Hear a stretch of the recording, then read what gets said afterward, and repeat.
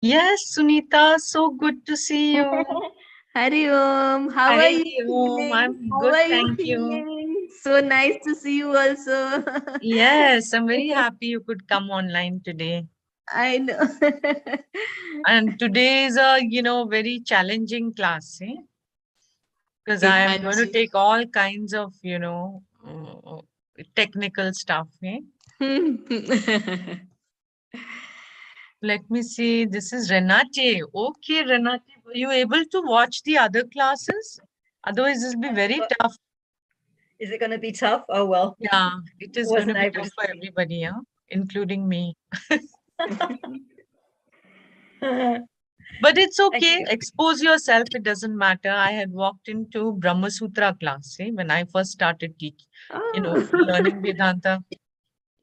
Om Namo Om Narayana. Namo Narayanaya, Monica. Om Namo Ashalal Narayana. Namo Om Narayanaya, Nam. Arura Uncle. Shyamaji is here. Very good. Namo Narayanaya. Om Namo Narayana. The uncle is Om there. Namo Namo Narayana. Narayanaya. Om Namo Narayana. Today, all of you will wear your thinking caps, and I must remember not to speak in Hindi. So Shobha will have to listen 2 times, 3 times. Yes, yes, Anyway, we will all have to listen 2, 3 times. yes. It's a little bit technical today. I thought it's okay. Now you guys have done enough. तो थोड़ा थोड़ा इसकी technical ये ले आते हैं वेदांत की. Okay. नमो नारायणाय. ओम नमो नमो नारायणाय गुरुमा जी. यस, नमो नारायणाय. इधर सोनी अंकल का ही इज ट्राइंग टू. यस, इधर सरोज आंटी की भी है. Soni uncle is going to. Oh good, Soni uncle, then I will also remember to wear my earphones. Oh no, Narayana. Actually, I don't need. I'm sitting just next to the computer, so I don't really need the earphone. Anyway, it's always clearer, I think. If it's not clear, you guys tell me, then I will wear the earphone. Okay? Okay, so we can start. I'm going to mute everybody. Yeah. Om Namo Narayanaya. Okay. Namo Narayanaya. Come on. So I'm giving warning to everybody. Today is a very highly technical class. Okay. So it could be that we are a little bit, tough, but it's okay. I will repeat it next time in a different way. So it should be okay. Namo Narayana, Om Namo Guru Narayanaya, Mera Maharaj. uncle. Namo Narayanaya. I'm muting you also. Okay. So first we'll do our prayers and then we can start. Om Shruti Smriti Purananam Alayam Karunalayam Namami Bhagavat Padam Shankaram Loka Shankaram Shankaram Shankaracharyam Keshavam Badarayanam Sutra Bhasha Kritau Vande Bhagavanto Punah Punah Sadashiva Samarambam Shankaracharya Madhyamam Asmadacharya Paryantam Vande Guru Paramparam Ishvaro Gururatmeti Murti Bheda Vibhagine Vyomavadyapta Dehaya Dakshinamurtaye Namaha. Om Shanti Shanti Shanti. So Renate, we use a lot of PowerPoint. Okay, so we will start our Atma-Bodha. Okay. So we saw this last few times.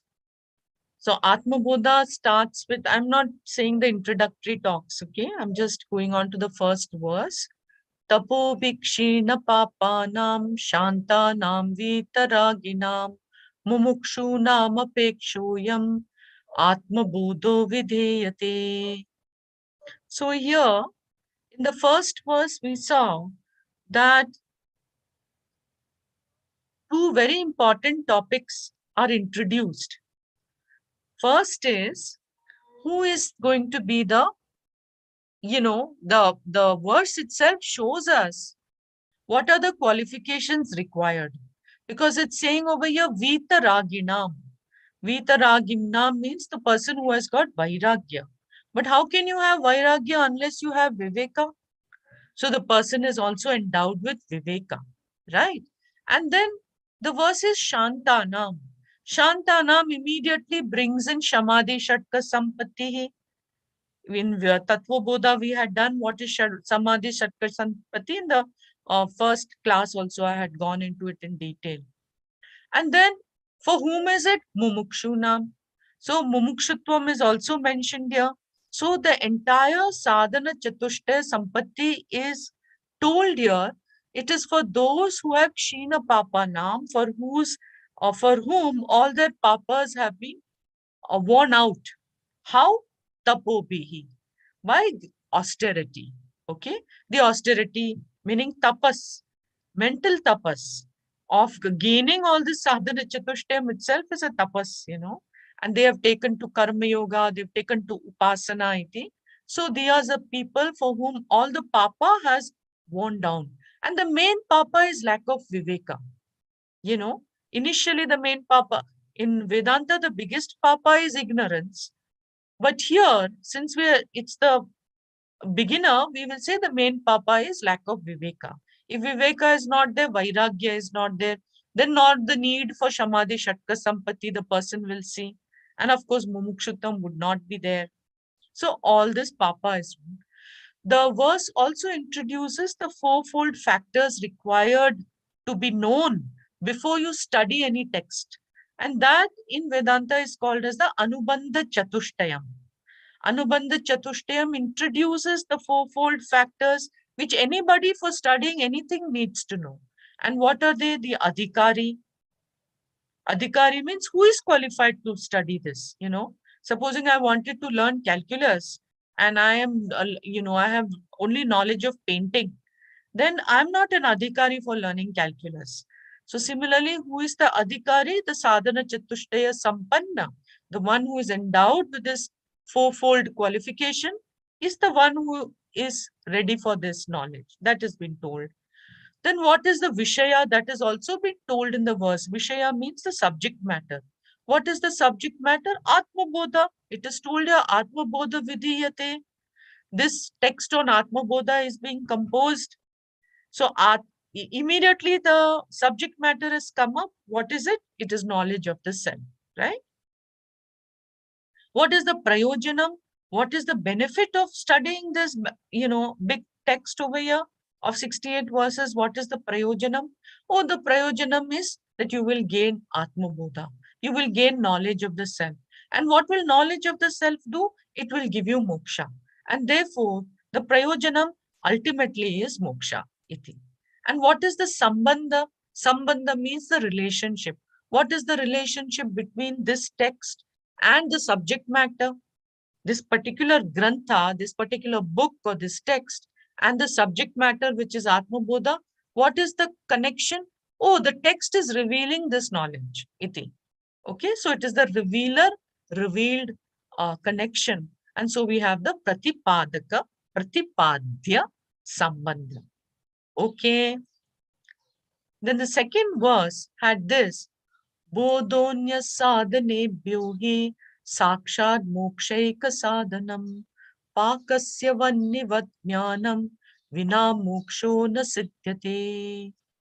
So here it was told, Bodhaha sakshat mokshaika sadhanam. Bodhaha, knowledge, is the direct means for moksha. Anya sadhanebhyahi. Indeed, compared to other sadhanas, bodhaha, knowledge, is the mokshaika sadhanam. It is the direct means and the only direct means for moksha. And the beauty of this text is every verse will have an example. Okay, most of the verses will have an example. And so the example given here is, just as fire is the direct means for cooking, you may have n number of accessories sitting over there. You may have the gas, you may have the Everything may be there. The water may be there. The the ingredients for cooking your dish may be there. The vessel may be there. Everything may be there. But without the heat, it is not possible to cook. So too, without knowledge of the self, moksha is not possible. Okay? In the next verse, we have aviroditaya karma na vidyam vinivartayet vidya vidyam nihantyeva tejas timira sanghavat. Okay. So here it is told, karma avidyam na nivartayet. Action is not able to remove ignorance. Kimartham? Why? Aviroditaya. Because it is not opposed to ignorance. Okay? Vidya avidyam nihanti eva tejas timira sanghavat. We will see that. So, Shankaracharya gives the reason that karma cannot give moksha because karma avidyam na nivartaye. Because it cannot remove ignorance. And why cannot it remove ignorance? Because it is not opposed to ignorance. In fact, karma is born of ignorance. What kind of ignorance? Ignorance of the self being Purna. We saw this last time in pretty great detail. Okay. When the self, okay, I'll just quickly do because Renate is sitting here. Right? When the self is felt as being not Purna, Purna being complete. When the self is felt as not being complete, you're feeling like you're not complete, then what is going to happen? There's going to be a desire to be complete. And what happens is that desire projects itself on something or the other. I'll be complete, if I stand on my head and do yoga. I'll be complete if I eat some health food. I'll be complete if I get a job. I'll be complete if I have a good relationship. I'll be complete. So we keep thinking that the Purnatvam that we are going to gain will be by something or the other. Iti. And that, now to gain that something or the other, which is not oneself, one will do karma, one will go and do action. That means the action is born from what?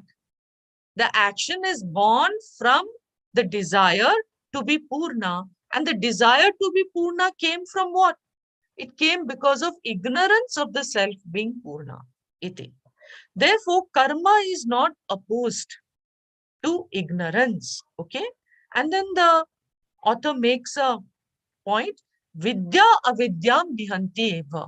Vidya, knowledge, destroys the ignorance. It complete is opposed to ignorance and therefore it destroys the ignorance. And he gives a nice example, even as light destroys dense darkness. If there is a darkness, you're walking into a room and it's totally dark, you can't see anything. What will you need to do? You will need to switch on the light, right? You put the switch on, there is light floods in and the darkness is gone. In the same way, when Vidya is there, the darkness is gone. Then the fourth verse, which we did last time, Parichinna iva jnana tannashe sati kevalaha swayam prakashate hyatma megha payem shumaniva. In this verse, we will be dwelling for a long time today. Ajnanat parichinna iva. Now, he's saying, what parichinna? Parichinna means to be limited. Limited as though. What is limited as though? The self. The self appears to be limited as though on account of ajnanat, on account of the ignorance. And when the ignorance is destroyed, tannashe, ajnana nashe, sati, when the sati saptami, this is our saptami only, sati saptami, it is bringing in the sense of when. When this happens, when the ignorance is destroyed, sati kevalaha. Okay. Then Atma kevalaha advitiyaha bhavati. Why? Atma Swayam Prakashate. Okay. Because Atma is self-evident, it is shining on its own. When the knowledge which is covering it is destroyed, then Atma is there. And this is now going to be a very technical, technical verse. So, and then he gives a beautiful example which makes it very simple to understand, and we will make it difficult by giving all the technical stuff in it. Eh? And it's very simple to understand. The sun is there. It is Swayam Prakasha. It is shining on its own. Clouds are covering it. A breeze comes and removes the cloud, and the sun is there shining because it was shining anyway. Anyway, the cloud cannot really cover the sun because the cloud is so small. The sun is huge and vast. No cloud can cover. It just appears to cover. Then the breeze comes and, blows away the cloud, and there is the sun, Swayam Prakashate iti.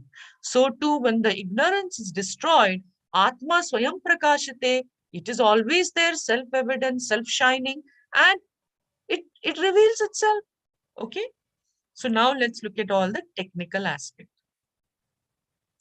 So, first thing is, Ajnanat Parichinna Iva. That means samsara, or the sense of apurnata, is only a belief that I am apurna. Meaning, because of ignorance alone, one takes oneself to be limited, apurna. Okay? Ajnanat Parichinna Iva. Iva means as though. As though you appear to be limited. So when you say as though, it means what? It's not true. This is not true. In reality, it is not true that the consciousness that one is limited. Iti. So ignorance as though covers the Atma from being seen as it is. Which is what? Which is Purna. And so when the ignorance is destroyed, how is it destroyed? By knowledge. What remains is Atma, like the sun was remaining as it is. When the cloud was removed, then the sun is very much present as it is. Pure existence by its very nature. Okay, it is pure consciousness and it is ever limitless, and that is what will remain there. It has always been like that and it will continue to be like that. So this is where Komal's question came in, and this will be answered very, very interestingly. Okay. So first we will understand how the knowledge of any object takes place. In Vedanta, how does it explain how knowledge takes place? Okay. Firstly, all knowledge takes place in the antakarana, in the mind. And it takes place in the form of a vritti. Vritti means a thought form. Okay. So all knowledge takes place in our mind in the form of a vritti or a thought form. And this antakarana of ours is not physically limited to the body. It can extend to all the objects which we come to know. So what happens is, there is an object which I don't know. That means there is ignorance of that object in my mind. Now, supposing the eye goes out and it falls on that object, then what has happened? A vritti goes out of the eyes and it pervades the object. And when the object is pervaded by the vritti, okay, it is called as vritti vyapti. Naturally, vyapti means to pervade, and so vritti has pervaded the object. Okay. Now, every object in the universe is associated with the two Shaktis of Maya, Avarana and Vikshepa, which we will be seeing in the next verse in quite great detail. Next to next verse, I think. Okay. Avarana means to cover. So it is the Avarana Shakti of Maya which is associated with every object, which covers its nature and causes it to be unknown. That means now the object, initially before knowing the object is covered as though, okay, by this avarana. Okay. Now what happens? When the antakarana vritti pervades that object, What does it do? It removes the avarana. It removes the ignorance, and it creates an opportunity for this object to be known. Okay? But vritti by itself is jada.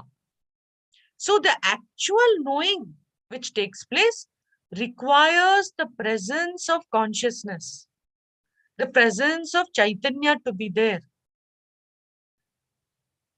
The vritti by itself is jada. It cannot know anything by itself.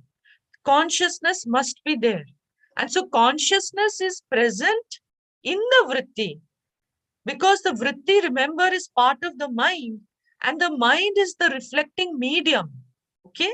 So this consciousness is reflected in the mind, and the vritti, which is naturally part of the mind, has got this consciousness reflected in it.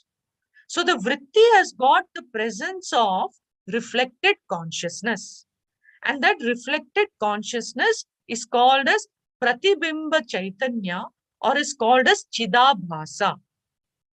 Chidabhasa, abhasa of chit, reflection of consciousness. Pratibimba Chaitanya means same thing, reflection of consciousness. Okay?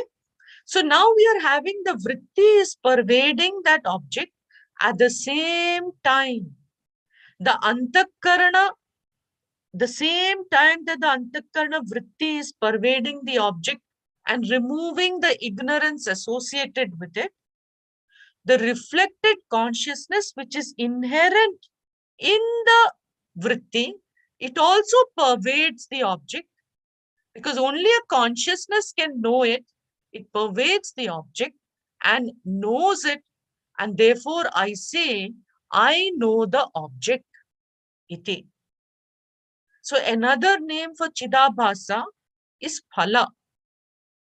And so it's pervading the object is called as phala vyapti. Okay? So two things need to happen. One is the vritti has to pervade the object, and at the same time, the Chaitanya, which is inherent in the vritti, also pervade. So what does both have got function.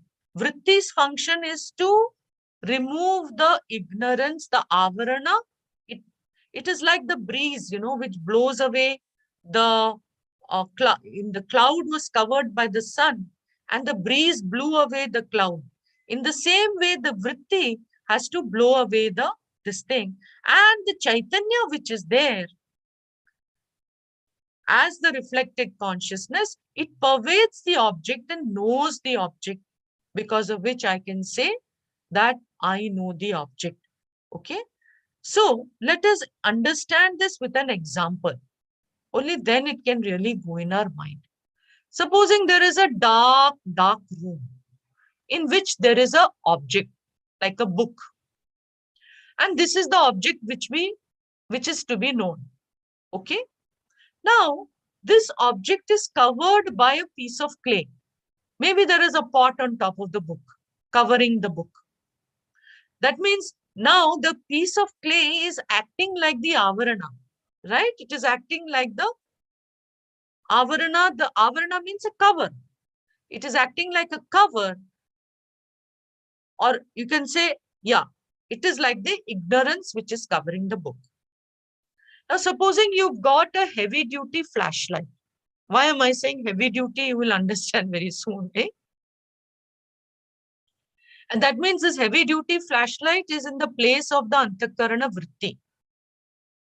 And this heavy duty flashlight has got a battery powered light in it, which is the Chidabhasa. Okay? Okay. Now, in order to see the book, you will need to do two things. One is you have to break the clay cover, which is covering the book. And the other is you will have to illumine the book, because it's totally dark. It is in the darkness that this clay cover is there. Okay. So what will you do? You can use the physical flashlight, the casing of the flashlight, to break that clay cover. But if the battery powered light is not there, you can't illumine the book. You'll have to turn on that flashlight to see the book. Now, supposing you use the battery-powered light to illumine the clay cover, but without breaking the clay cover, no? Then you can't expose the book which is there. So both are required. The physical flashlight casing, which is the Antakarana Vritti, is required to destroy the clay cover, which is acting as the avarana for the book. And the battery-powered Chidabhasa, which is really the Chidabhasa, is required to illumine the book. If you all understood this, please raise your thumb. Then I will know that you understood. Okay. Shebi uncle, difficult? Okay. Raise your thumb if you understood. If you didn't understand, you can do this. Okay. Gopi? Okay. Okay. Yeah, because then I'm looking at everyone. Mrs. Pramanik, yes. Saroj aunty, you can raise your thumb if you understood. Nalini aunty, did you understand? You don't attend all the classes regularly, so it becomes difficult. Yeah. Okay, Shobha? Oh, very good. Okay, this because it's a very, this is a tough topic. Eh? Okay, so all of you have raised your thumb. Okay, so Chismita and Shyama, I can't see, so I don't know. Yeah, I just joined, so I think I'll have to. Yes, you'll have to see the other two classes also. Yeah. It won't work otherwise. Yeah, because this is all very technical. Each verse walks into the next verse, and it's very, very technical. Yeah. Okay. So now we understand that to know any object, okay, we need both. We need the vritti vyapti and we need the phala vyapti. Okay. I forgot to write vyapti over there. Both are required when we need to know any object of the world. Okay. Now let's see what happens when knowledge of the self being Purna takes place. Then what is happening? So there is ignorance, there is avarana about the self being Purna. Okay. Now Guru says, you are Purna. Meaning Tatvamasi. You are Purna. This is the Upadesha Vakya. Now the disciple is one person who has got the Adhikaritva. Mind is ready. He has lived a life of tapas. He has lived a life of karma yoga. He has acquired all the values. Sab kuch karke rakha hai, this particular disciple. Okay. So when he hears this, that you are Purna, iti. You are Purna means you are Brahman, iti. Then a vritti, which has got reflected consciousness in it, forms in the student's mind, I am Purna, iti. I am Brahman. I am Purna. Purna here stands for Brahman. I am Purna, iti. So what does that vritti do? That vritti destroys the ignorance of Purnatvam. पहले उसको पता नहीं था कि मैं पूर्ण हूं. तो वृत्ति क्या करता है? The vritti has to form in his mind. अभी उनके मन में वृत्ति आ गई कि मैं ब्रह्मन हूं. That I am Brahman. Oh, I have to speak in English. Okay. So when that vritti occurs in his mind, it destroys the ignorance that he is Purna. Right? But now look at this case. Unlike the case of objective knowledge, the reflected consciousness is there in the vritti, but it does not have to illumine the self. In the case of the object, it had to illumine the self. But here, the self is already self-luminous.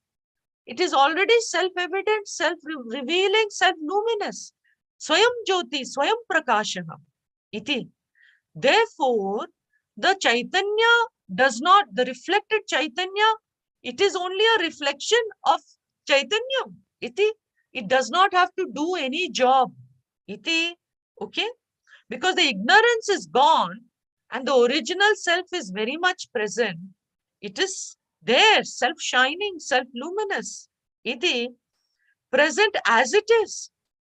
And with the notion of Apurnata gone, so the verse says, Tannashe sati kevalaha. With the notion of Apurnata gone, when ignorance is destroyed, It remains Swamahimne in its own glory. And what is its glory? Brahman iti. It is there as that infinite consciousness, all pervading. Iti, self-evident and self-revealing. Okay? So here again we will take the example. But now in our example, for understanding how Brahmajnanam, we will understand this with an example. Now, instead of a self-luminous object, instead of a non-luminous object, non-luminous means that which does not shine on its own, which requires something else to show it. So this is, the book was a non-luminous object. Book Swayam Prakash nahi tha. Okay? So instead of taking a non-luminous object, supposing inside this clay pot, supposing there is a lighted lamp. Okay? It was a luminous, self-luminous, a self-luminous lamp. Naturally, lamp is lighted, it is self-luminous, it is lighted up itself. Now, if the lamp is covered by a pot in a dark room, the only thing required for the lamp to be known is that break the pot or remove the lid and see the lamp. Iti, the lamp does not need to be illumined by another light, the way the book does. Why? Because it is self-luminous, right? And so in the same way, Brahmajnanam does not require phala vyapti. Only the vritti vyapti has to take place. The vritti that removes the Brahma Ajnana is called as the Akhandakara vritti. The vritti that, the vritti that removes, because it is Akhandakara, meaning it is the Brahmakara vritti. It is the vritti, okay, that removes, meaning it is the vritti which says Aham Purnaha, Aham Brahmasmi, iti, and it is in Vedanta called as the Akhandakara vritti, iti. Is this clear to you? Then you can raise your thumb. Let me see. Okay, raised thumbs are coming. Very good. Because this is one of the most difficult things to understand, in Vedanta. Ye phala vyapti kya hai, ye vritti Very vyapti difficult. kya hai. Very difficult. It's difficult? Okay, let's try again. No? Not easy. What Vedanta is saying, and don't bother too much, it will be repeated again. What Vedanta is saying is that you definitely need a vritti to take place, revealing that you are Brahman. Okay? That's all you need to know. The vritti needs to take place. And the technicality of it is not required. Really is not required. But in case you would like to look at the technicality of it, let us look at the technicality. In the first example, we took that inside the pot, there was a book. And it is pitch dark. Here, actually, this should be dark. It should not be white here. It should be darkness. Okay, it is pitch dark. Imagine it is pitch dark and there is a pot sitting over there. Now, and this has got a lid. In the pitch dark, if I open the lid, will I be able to see the book? I will not be able to see the book. I will need a light. I will need to flash the light to see the book. Correct? That removing the lid is equal to vritti vyapti and flashing the light is equal to phala vyapti. Correct? Okay. Now, in the case of Brahmajnanam, what happens? Okay. Now, inside the pot, it is still pitch dark. There is a lighted lamp. Now, when I remove that lid, that means a vritti, this is Brahmajnanam taking place. I remove the lid. When I remove the lid, the lighted lamp is there. Do I need to flash a torchlight to see the lighted lamp? Because the lamp is already luminous. Swayam Prakasha. It is shining on its own already. It has revealed itself as it is. I don't need a special light now, So that is all that is being told here. that Phalavyapti is not required for Brahmajnanam because the Atma is self-shining. It is already Swayam Jyoti, Swayam Prakasha. Iti. And therefore, no second, that reflected Chaitanya has no role to play there. Whereas in the objects of the world, to know the objects of the world, no object of the world is self-shining. Every object of the world requires you. It requires Atma Jyoti to light it up. No object can reveal itself. There has to be a conscious entity who is revealing it. Iti. And that is what Shastra is pointing out, that no object in the world is self-shining, and therefore it requires the presence of Chaitanya there, and the presence of Chaitanya is there in the vritti already in the form of this. And this, it's a very tight logic, and you will see why this logic is also being used, because it wants to make a very important technical point. Okay. So here we are told by Shastra, vritti jnanam is required to destroy ignorance of Atma's absolute wholeness and limitlessness. कि आत्मा पूर्ण है, आत्मा में कोई तरह की परिच्छिन्नता नहीं है. There is no type of limitation in Atma. It is not limited in space. It is not limited by time. It is not limited by any object. It is simply is infinite. This is what Atma is. And vritti jnanam is required to destroy the ignorance, because हम लोग ने ये पकड़ के रखा है कि हम परिच्छिन्न हैं. इति. So vritti jnanam is required. Therefore, mind is definitely required for Atma jnanam. Okay? Mind is required for Atma jnanam to take place. And in Mundaka Upanishad it is said, Esha anuhu atma chetasa veditavyaha.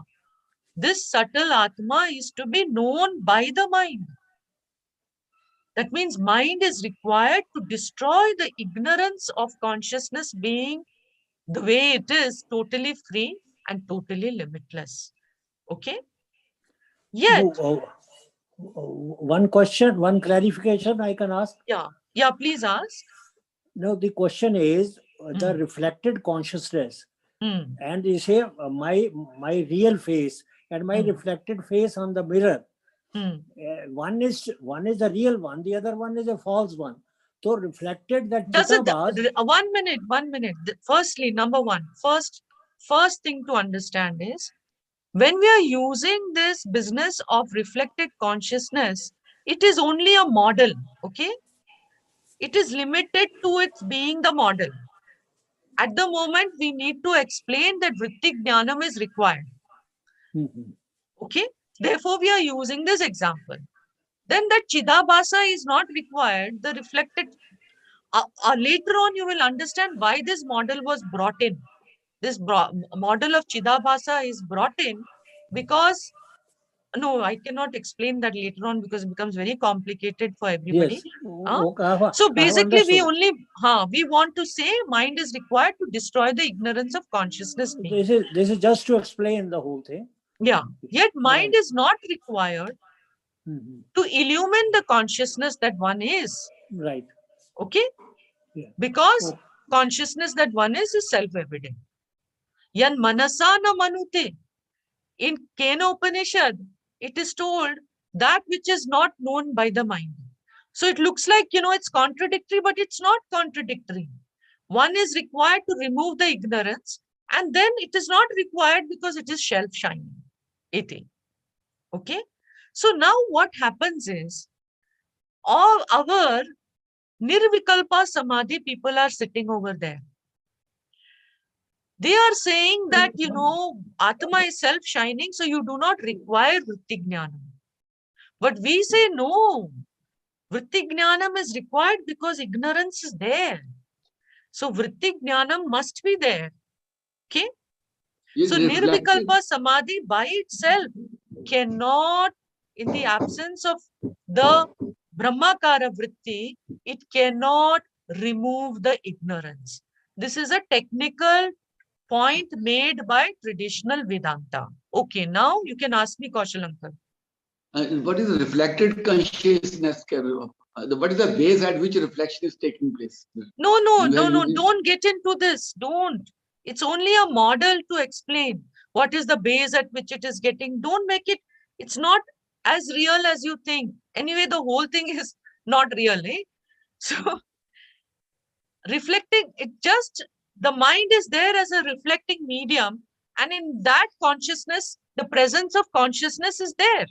And that presence of, because it's a reflecting medium, it is called as reflected consciousness. That's all you need in that. You don't need anything more than that. Okay? Yes. Nothing more than that is required. Eh? So all this was said to just bring out the point that in Nirvikalpa Samadhi is a state in which there is no vritti. And people think that that state is moksha. But we are saying, no, no. That state by itself does not remove ignorance.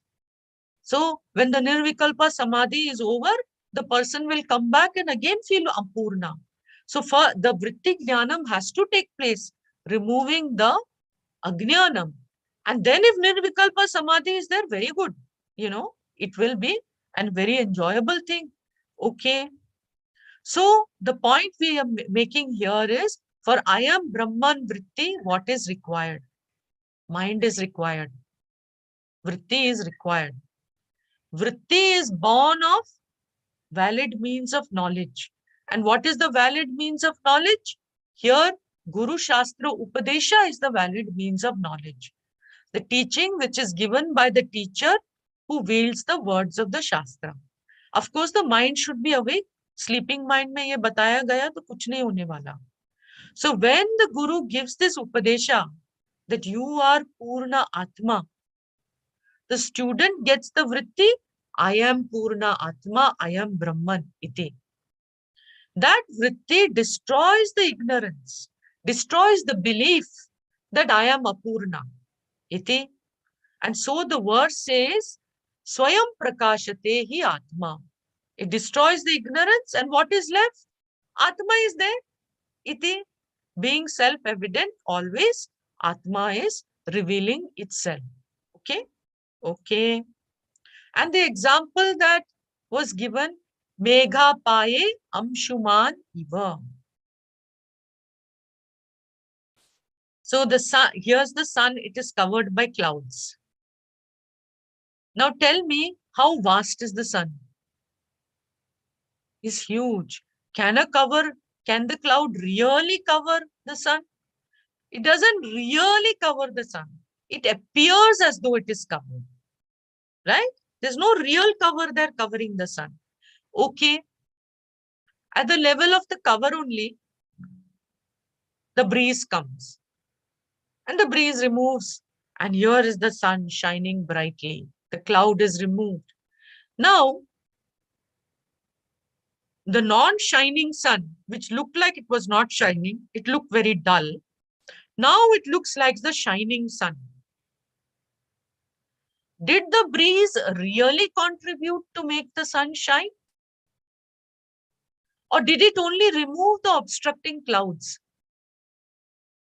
Right? It only removed the obstructing clouds. Iti. So, the Aham Brahma Asmi. Aham Brahma Asmi. I am Brahman. Iti. That means I am infinite, because Brahman is infinite. Iti. The I am Brahma Asmi is the breeze. Okay? And the cloud is the Ajnanam, which is covering. Okay? And the sun is the I, the Atma, which is always shining. Correct? Okay. So this was that fourth one, which I said is a big challenge. Okay. So we are in 44 minutes. So I think we will do one more verse. The fourth, fifth, the sixth verse is maha challenging. So I don't think I will put you all through the sixth verse. I will just do this verse. Ajnana kalusham jivam jnanabhyasad vinirmalam kritva jnanam swayam nashyet jalam katakarenu vata. Ajnana kalusham jivam jnanabhyasad vinirmalam Kritva jnanam swayam nashyet jalam katakarenuvat. Okay. So, in this it is being said, Jnanam, Jnanabhyasad, Jivam, Vinirmalam Karuti. Jnanam, knowledge, okay? Jnanabhyasad, through the repeated practice of Jnanam, okay? Jnanabhyasanam will be what?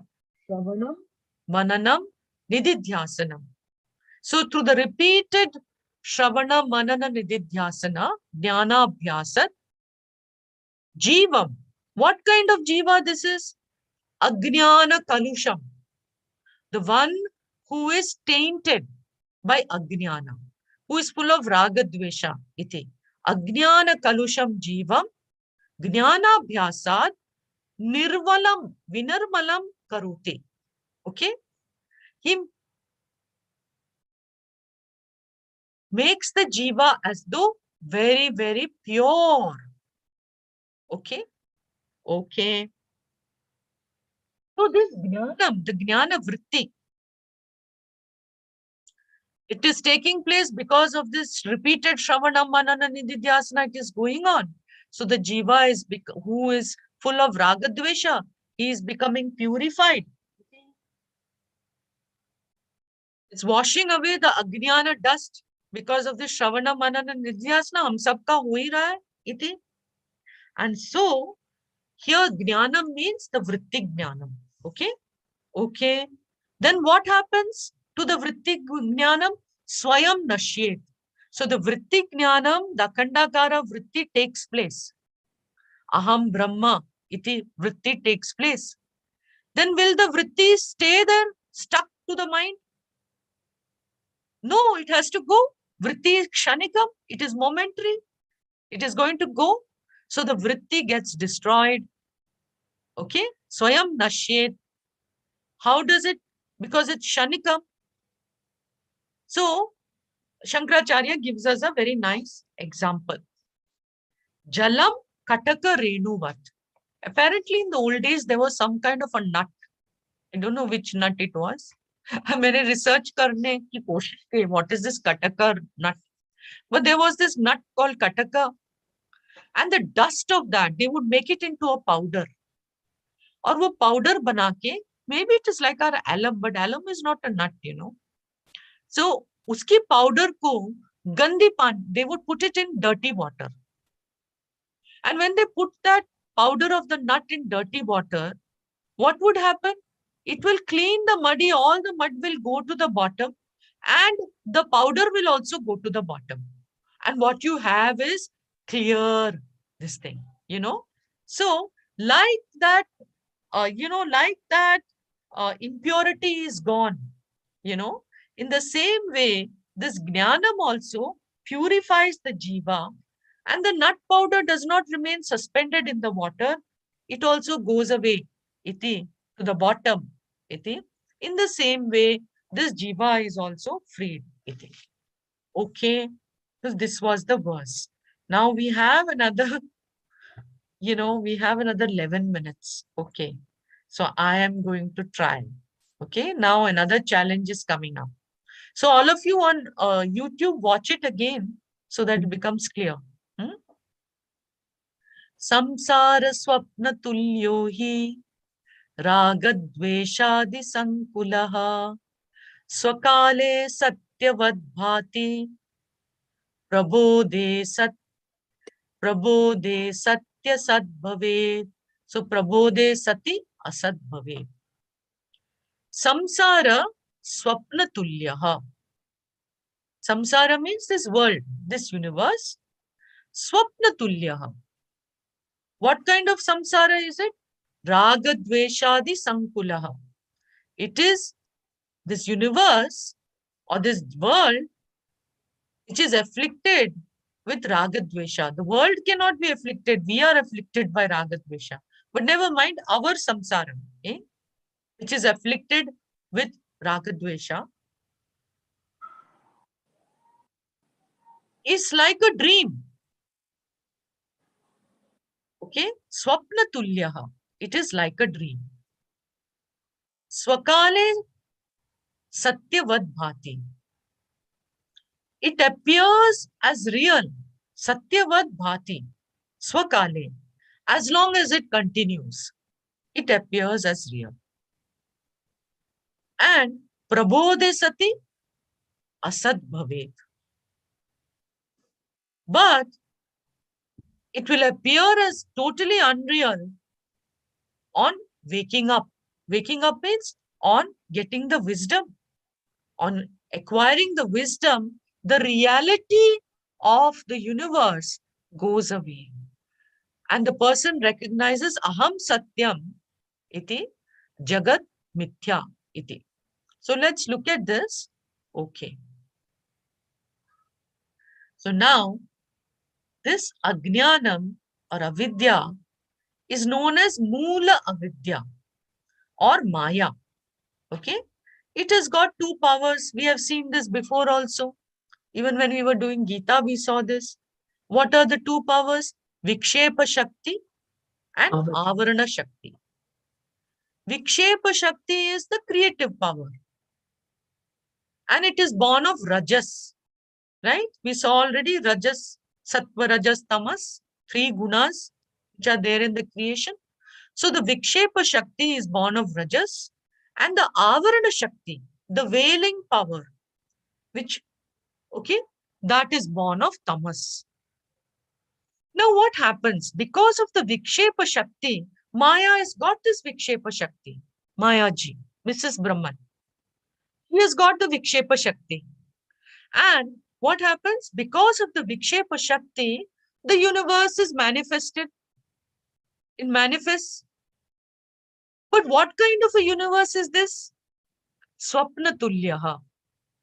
This universe is not a real universe. Now, when I use the word not a real universe, also we should understand what that means. In Vedanta, the word real or satyam is a technical word.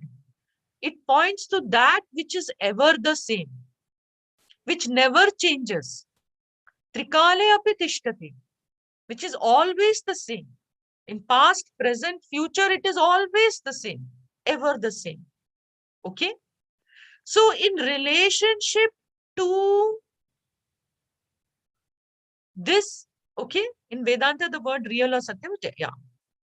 So the universe, which is characterized by multiplicity, universe mein kitni, it is so much of multiplicity, so much of diversity, everything is different from everything. So many different species are there, so many different items are there. Iti.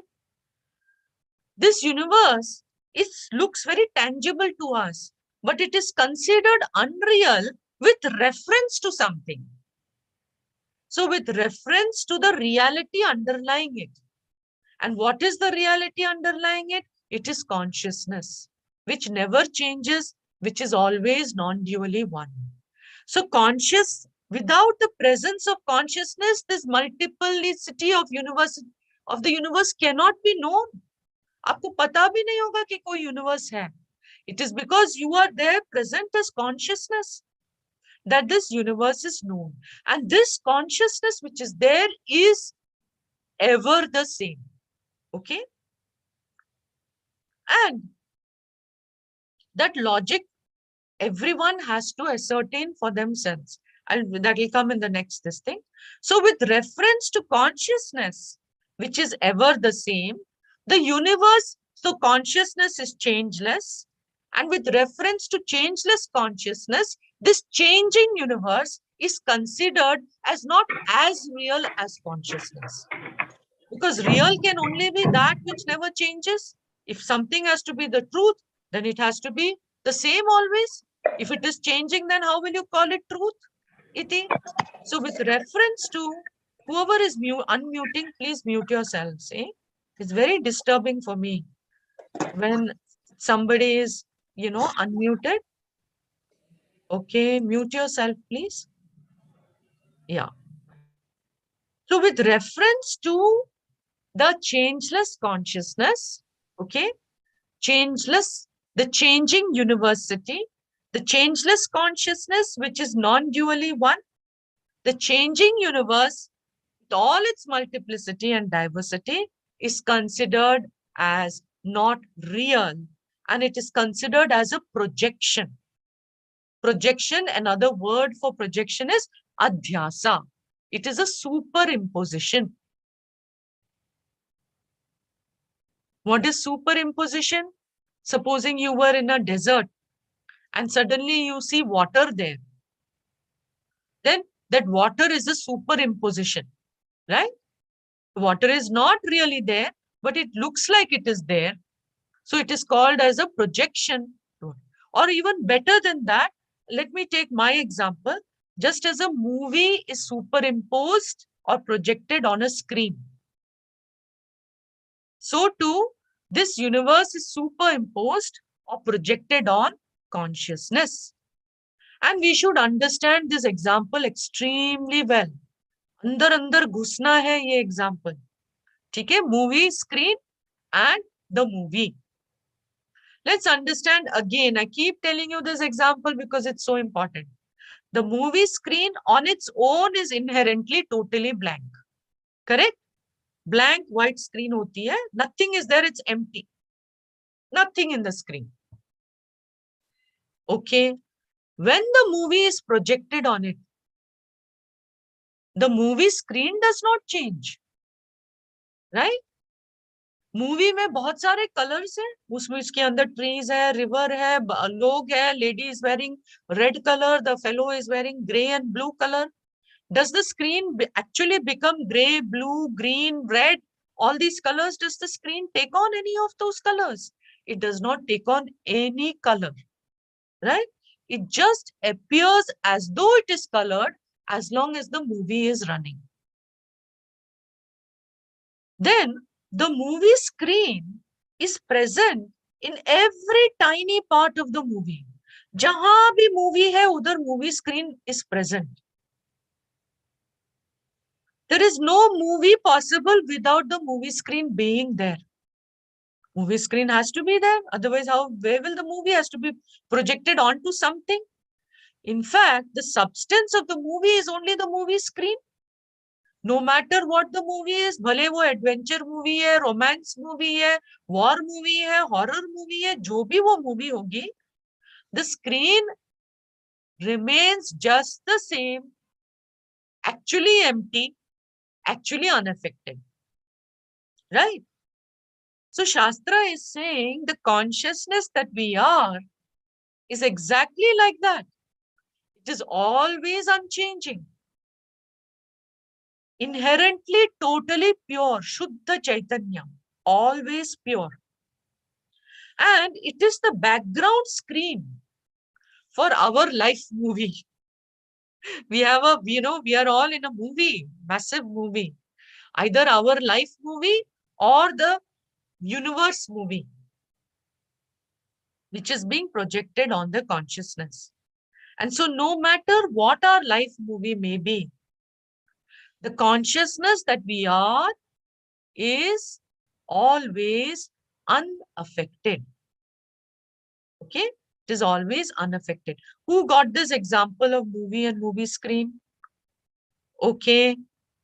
Good. Okay. Let me see if I can find others. Thank you. Okay. Shabby uncle, I don't see your finger. Okay. And you, Renate? Okay. I think everybody is clear with this much. Okay. So I thought this will be very hard. So I gave a small little lecture in between. Okay. All this will be too much of Vedanta. So the first step, if this vision is to bless my life, first step is to clearly understand the vision. Cognitively, it should be very clear. That is why we are attending satsang. And the more understanding you have, the more blessed you will feel. So first, we understand that we are Purna. Such a big relief, no?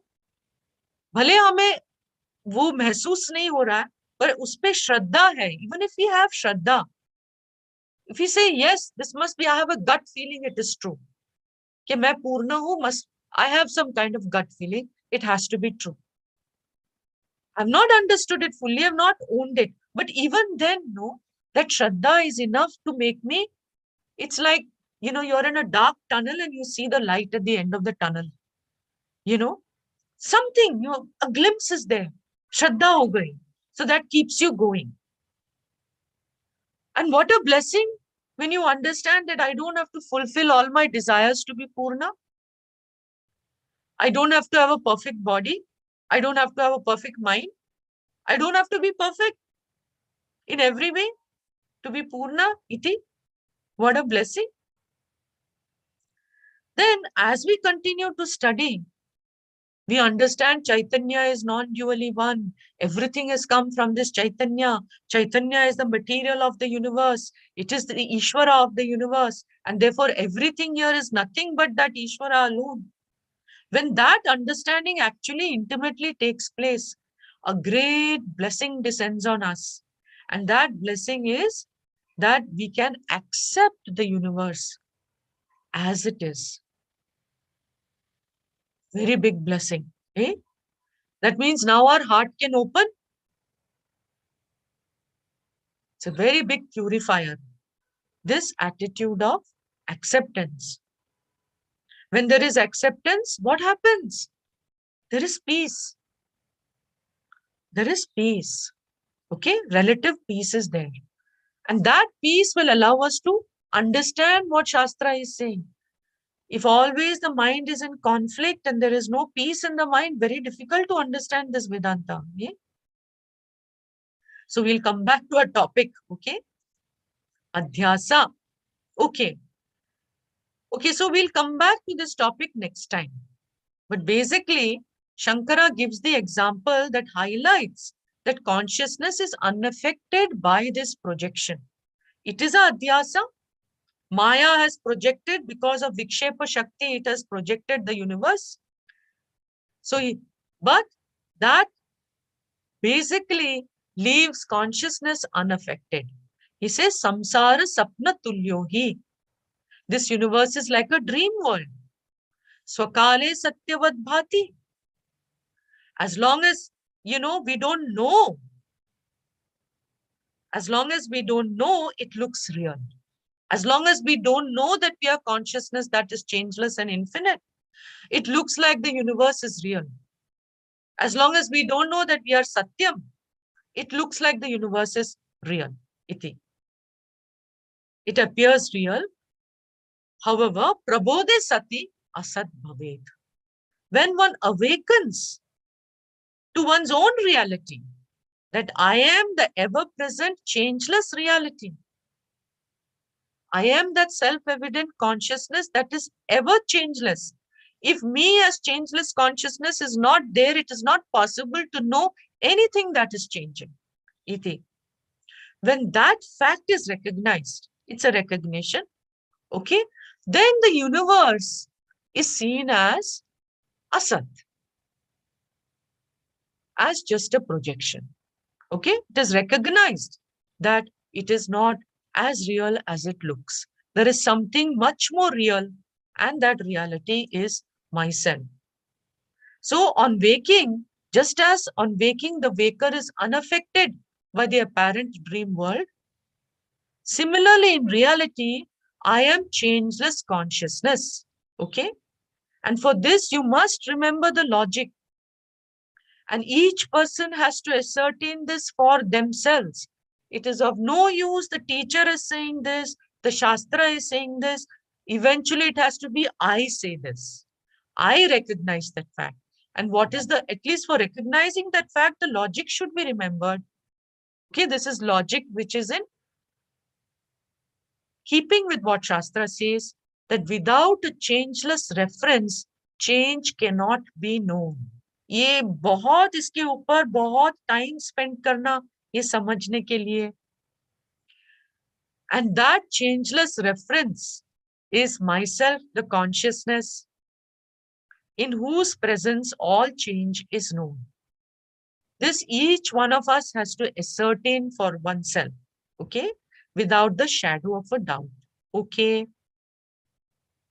So I am changeless consciousness, all pervading limitless consciousness. Now again here also, I am all pervading limitless consciousness. So I will give you a challenge. Okay. I will tell you, you are consciousness. Each one of you will say, yes, I am consciousness. Now you will tell me, I will ask you, is there anything limiting you? Is there anything limiting you? You will say, yes, of course. My body is here, it is limiting me. My mind, it is limiting me. Now, come back to our Atma and Atma Viveka. Your body is limiting you. That's what you feel. But your body, is it the same reality as you? The body is limiting you, you're saying, but body is an object. Correct? Body is an object. You are consciousness. Are you an object? That should become very clear. Am I an object? Or am I consciousness? In whose presence this body is illumined?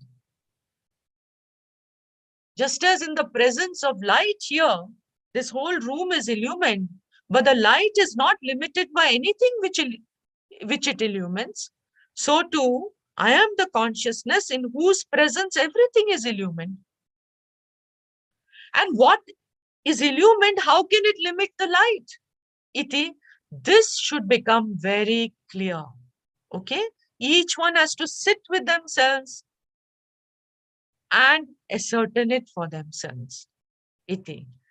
Whatever appears to limit me is only an object. Am I an object? That should become very clear. Okay? We can keep repeating it in every satsang. But eventually, I am the one who has to ascertain it for myself and say, yes, I am not an object. So Shastra points out that in reality, I am self-evident consciousness. Okay, that is changeless and is unaffected by whatever is created by my Shakti, Maya. Maya has got Vikshepa Shakti. It has created this wonderful universe. And this wonderful universe includes this body-mind complex, which I use for many different purposes. Cool, no problem. I have no problem with that. So Maya has another power also, the Avarana Shakti, the deluding power.